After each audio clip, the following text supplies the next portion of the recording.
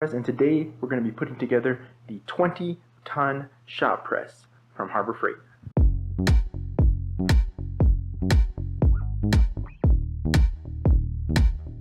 I am trying to replace the wheel bearings on my car. They've been going out and one of them's been grinding at least. I got most of it apart, and then I've had some trouble getting the actual bearing out of the wheel hub. Now I can take it to a shop and get them to do it, but it's like 50 bucks a wheel.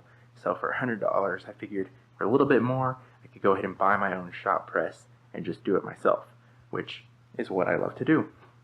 So I went online and found that Harbor Freight has a 12-ton shop press for around $130. Then I figured for an extra 50 bucks, I could go ahead and get a 20-ton. That will let me do a lot more things in the future. So I bought the 20-ton. I'm going to go ahead and put it together, show you guys how easy it goes together, if it goes together easy, see if we have any bad parts.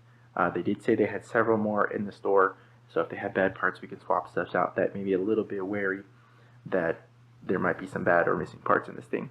But we'll get to it, start putting it together, see how long it takes, see how easy it is, what kind of tools you need, and then we'll see if I can press these bearings out. Alright, so in the little box, something poked me.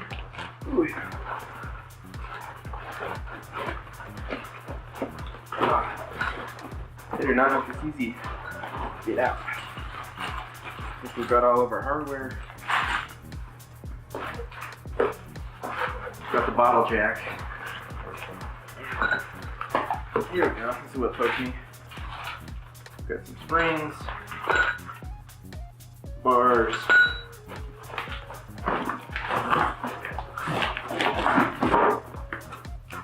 and the bottle jack itself. Now at the store, the guy was very helpful. He said, "This will not fit in the car. Don't bring the car to pick it up." I guess people try to put it in the back seat. I thought it was going to be a lot bigger. Like maybe the frame was already put together and it wouldn't fit. But it's a pretty small box. If you have a hatchback, something where you can drop down the back seat, you could probably fit it in your car. It is really heavy though. If you're really strong, you can get it yourself. It's better to have two people. When I got home, I kind of manhandled it out of the minivan and just drug it up by one end into the garage. Here is our 20-ton hydraulic bottle jack. It's going to be the power. Really greasy. Hopefully that's not a bad sign. I don't really know much about hydraulic jacks, so it's be a learning experience.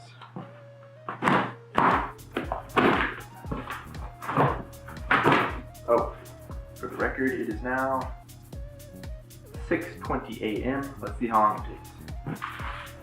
Now, like I said, the 20-ton, after taxes and stuff, is going to run you right around $200 right now.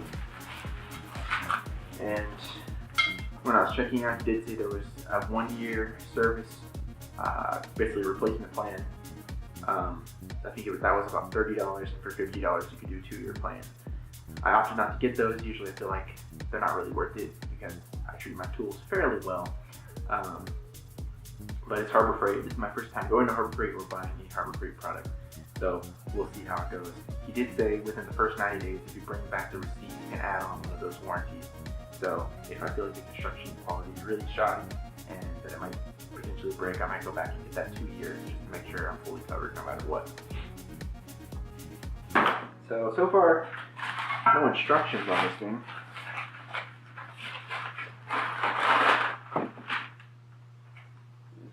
Some kind of a crossbar. Oh, that's the panel. Owner's manual and safety instructions. Press plates. It's probably a good point to point out that I don't know anything about shop presses. I know that they squish stuff and you can bend and squish stuff with them. So I don't know what that's called. I don't know what any of this stuff is called. I'm probably gonna say the wrong things. But it should be fairly simple, right? You just squish stuff.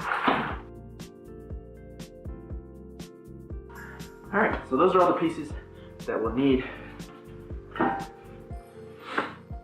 we just gotta put it together. Safety, safety. Should probably see what tools we're gonna need. Alright, so for tools, it looks like you're gonna need a few. You're going to need a 15/16 socket for these big guys. So, I guess you don't have to have one, but you get one on that side, your big crescent wrench for the other side. That's my plan anyway. So one of those, something to stick it on. You are going to need, for these smaller guys, a 17mm is what I'm going to use. It's a little loose, so there's probably a standard for that, but I'm going to use the 17 because I like it. And then for these little black guys, you are going to need one of these hex tools. This looks like it is a number 6. Didn't know that's how they measured them, but you need a number 6 is the one that fits. So, looks like those should be the only 3 tools we need. I guess I need a crescent wrench for this guy. Number 11 bolt.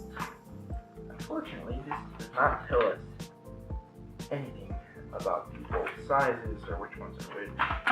So I'm going to assume it's not these big giant ones. Or these. Or these tiny ones.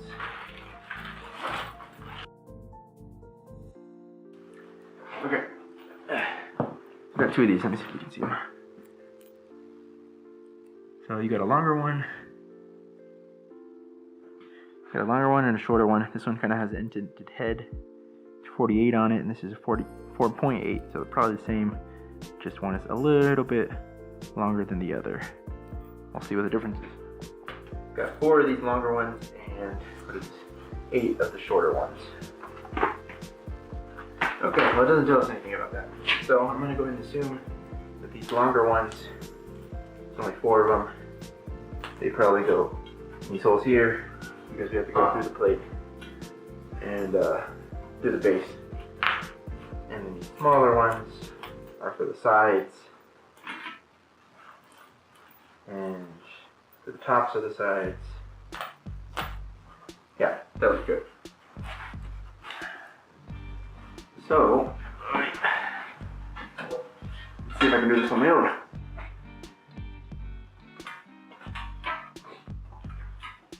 Probably a bad idea. And it looks like we are supposed to put the bolts on the outside of the washers and nuts on the inside. Be careful when you do this, not to drop it on your car.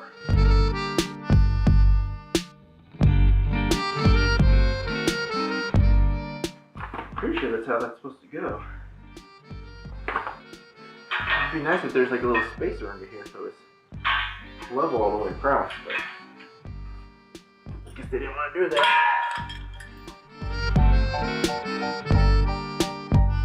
One side down.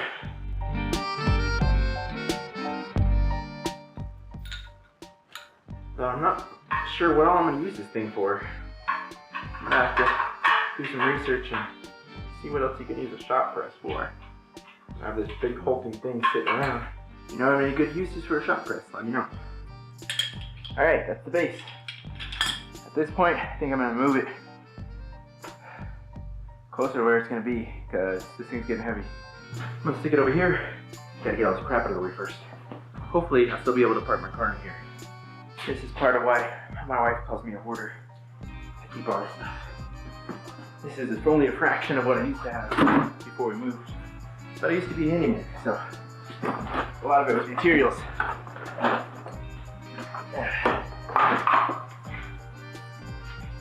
And marshmallow roasters.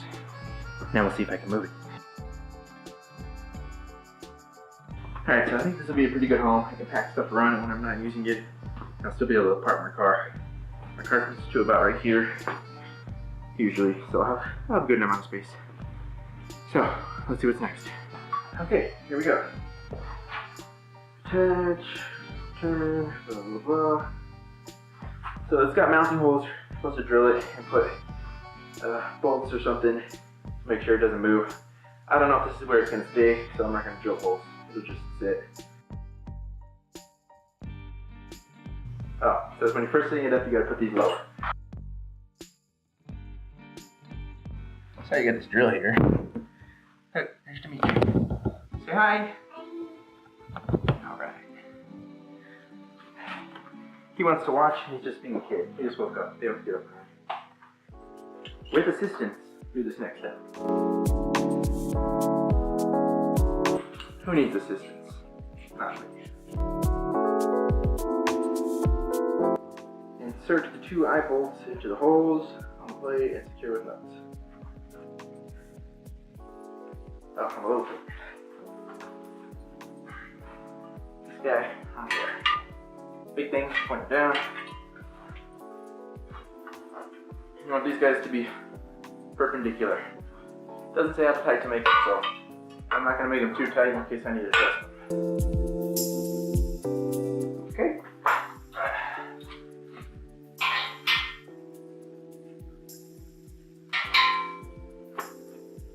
Place the bottom jack on the center of the mounting plate.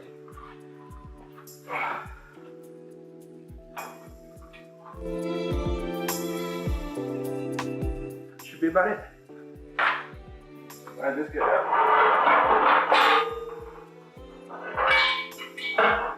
Ooh. Do not drop it.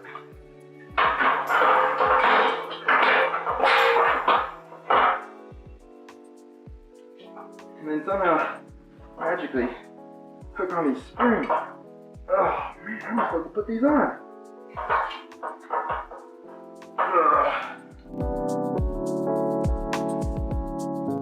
Now we're gonna do, we're gonna cheat.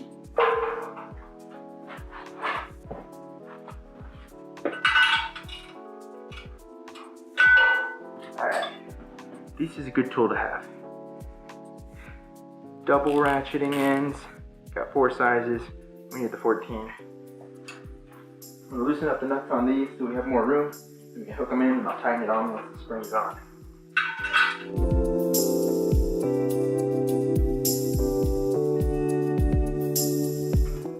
And that's it.